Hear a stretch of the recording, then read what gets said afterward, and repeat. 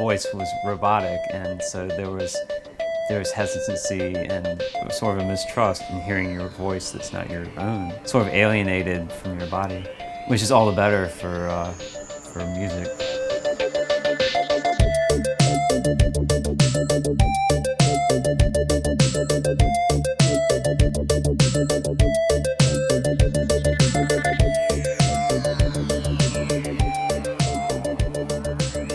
Probably the first time I heard a vocoder was, I don't know, 77 maybe, something like that. And probably in a keyboard store. I didn't hear it on a record. I just was always poking around in music stores, and it was appealing to me as a way to process the voice, which does sound a little bit authoritarian, robotic, you know, kind of corporate, institutional, very good for sort of slogans. And I used it in a song where there were a lot of things like the U.S. Postal System slogan. And the voice said, neither snow nor rain, nor blue light shall stay these couriers from the swift completion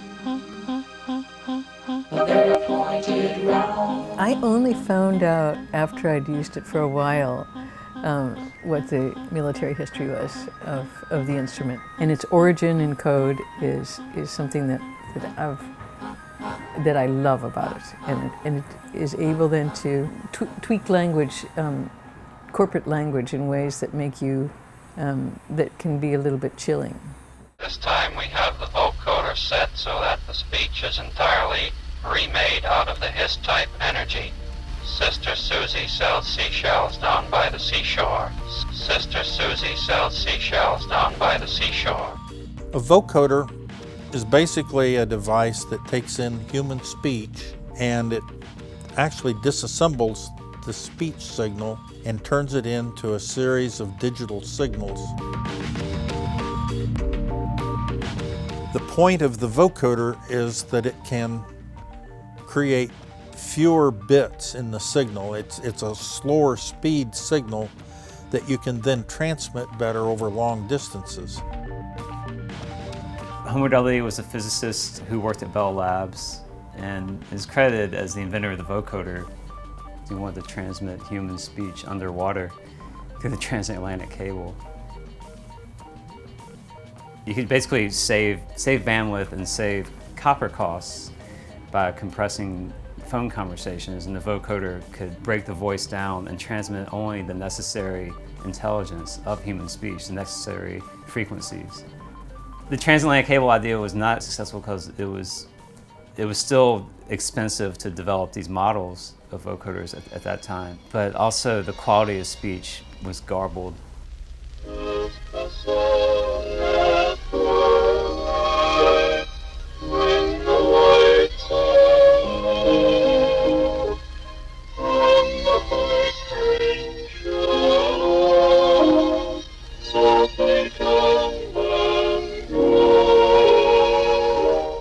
Bell Labs did a cover version of an old Irish folk song called Love's Old Sweet Song, just a song at twilight. And it's this forlorn ballad with a vocoder. This was not a pop hit. I don't think it was ever released, but they realized music potential. But the vocoder really took a hold in the late 1970s. And in particular with DJs like Africa Bambaataa and Jazzy J. And Bambaataa was definitely a vocoder ambassador.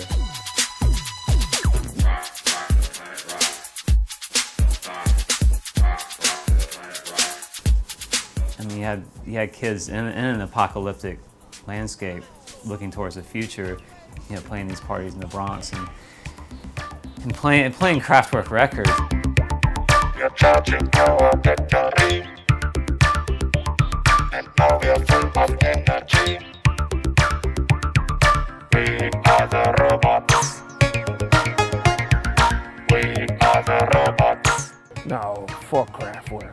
I know I was well aware of the vocoder before they came along. My name is Ben Cenac, professionally known as Cosmo D, from the group Nucleus and from the DJ crew Jam On Productions.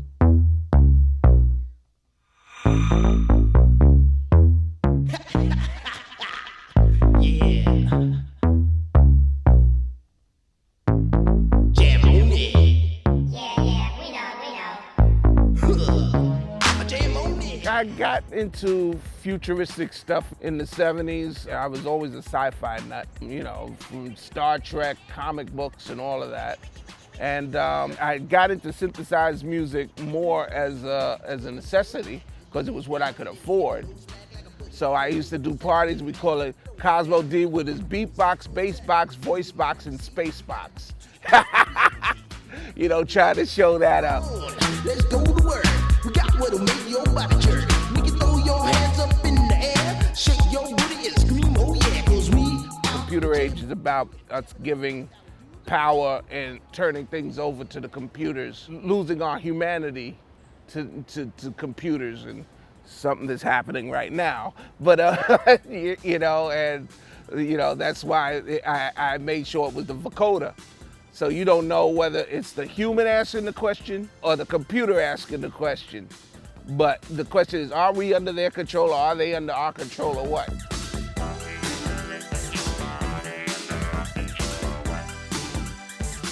Because the music, everything feels like a dream, but it's science that brought it there. It would be nice if we could get more technology created out of things, you know, inspired for peaceful reasons and positive reasons. But some of the dopest shit we have came out of military technology, so.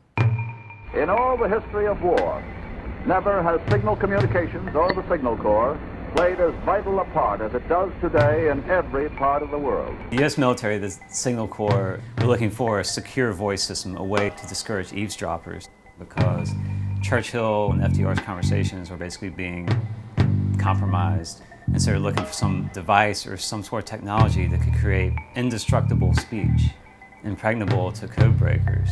And Bell Labs called it Project X. The U.S. Signal Corps referred to it as Sig Sally.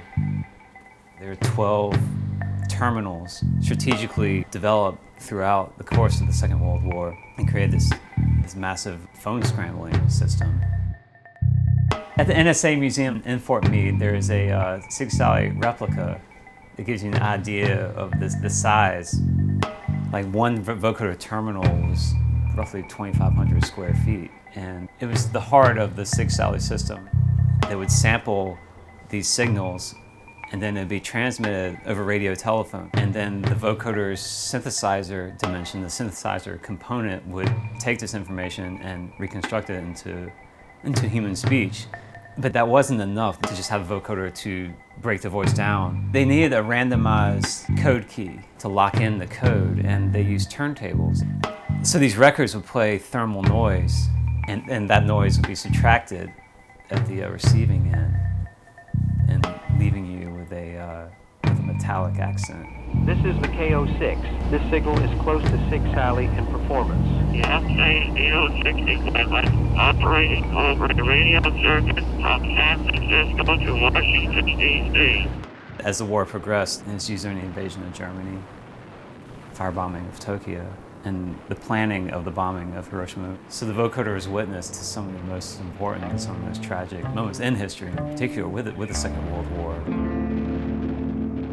I graduated from college in 1965, and I got to work on secure voice. And we were developing a secure voice system for the Navy. And in the end, you could be out in the Gulf of Tonkin on a ship, and they could eventually relay that back to the Pentagon, and they could talk to each other. The vocoder was a key element because that's what digitized the voice to then go in and get encrypted so that it was secure. And they went into a development of a system called a linear predictive coder. It worked on a mathematical algorithm, and it would essentially predict what the speech waveform was going to do next. And the cell phone you have probably has a linear predictive encoder system in it.